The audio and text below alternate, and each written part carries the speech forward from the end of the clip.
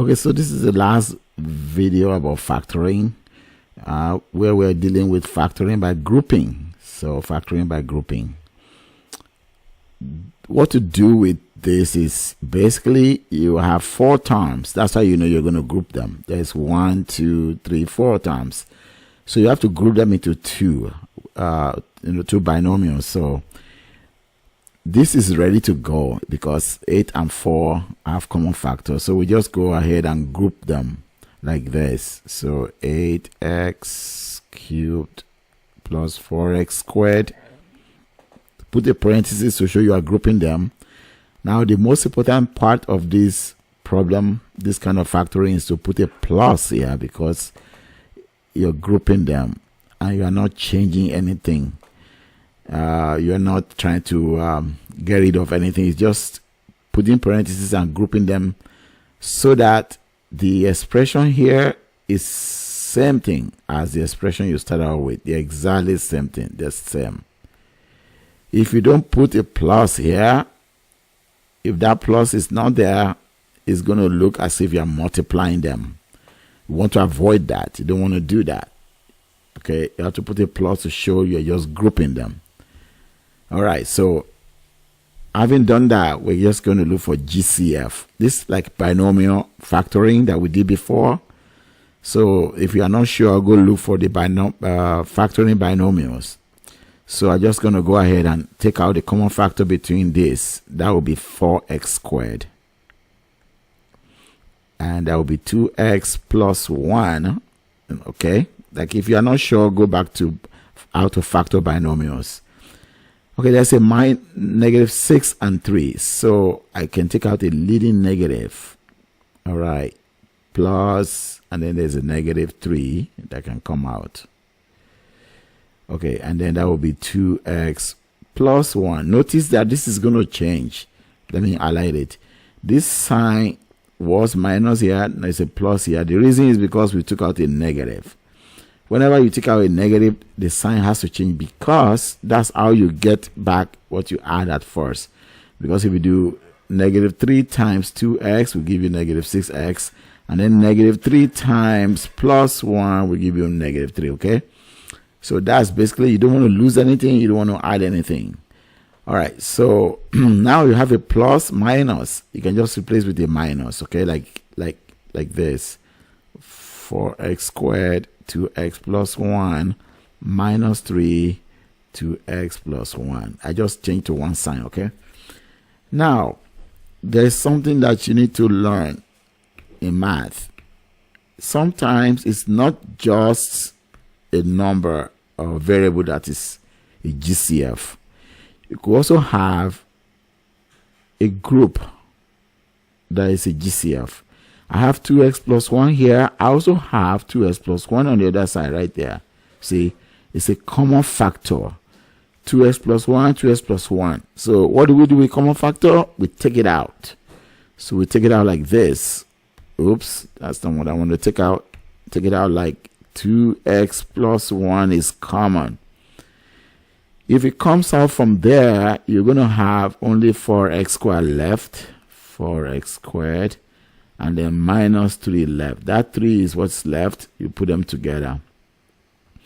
So it's like you're doing distributive property with this. If you multiply this by this, you get this term up here. You get all this up here. And if you go ahead and multiply again, one more time, distribute to that, you get the second term up here. That's the idea behind it, okay?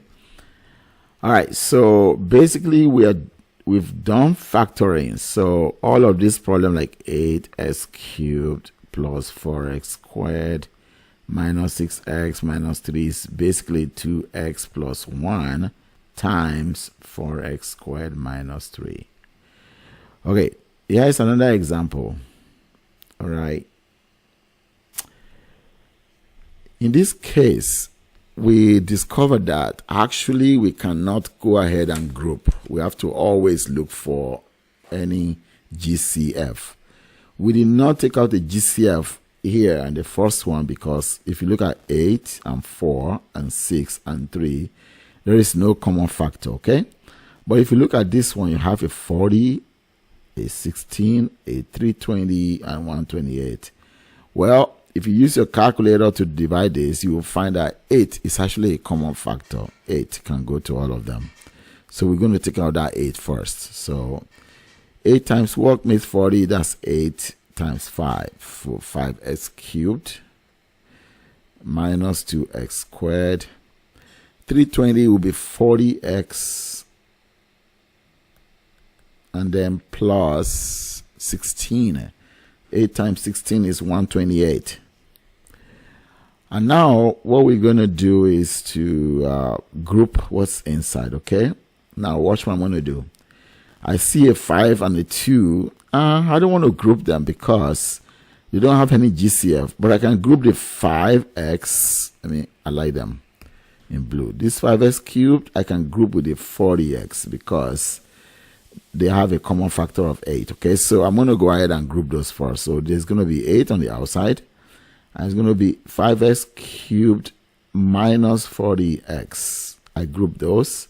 I say plus, and then I want to group the 2x squared. Them good in yellow. This and this can be grouped together. The 2x squared and the 16 because they also have a common factor. Okay, it works better that way when you group things that have common factors. So negative 2x squared plus 16. Pay attention to the sign. I took the negative 2x, okay? So now I'm going to keep this 8 going down because it's part of the factor. And then I'm going to look for the GCF of 5 and 40. That will be 8. So 8x. 8x. And then, so it will be x squared left over here minus 8. No, this is 5. Apologies, this is 5, not 8. If 5 is a common factor, 5x is a common factor, it will be 8. It will be x squared minus 8. If you do the distributive part, you get that back, okay? And then you take out a negative 2. X cannot come out, so it's just negative 2. And then you have x squared minus 8. This how you know you are doing the right thing, because you're going to end up with common binomial. That's how you check yourself when you're doing factoring by grouping. So that's the 8. All right, I'm going to pull out the x squared minus 8, which is a common binomial. All right, let's highlight it. It's what's coming out as 1, okay, as one factor. And then go back and write what is left over, 5x minus 2. So that's basically the factor form of the given 4 terms. Here's a last example. Whew, so tired and hungry, but gotta do this. All right. Then I look first of all if there's anything common. That's a 2 here. Okay, there's a 2, a 3, a 2, and a 3. There's no common factor, so I just need to group them. Well, it might serve me better to group the term with the 2 and the term with the 3 together, okay, like this. So I want to do 2x cubed minus 2x, group together, and then plus, don't forget the plus between them, and then the 3x squared minus 3. So I group them. It's easier that way. Then I can take the 2x out from here, and I will have x squared minus 1.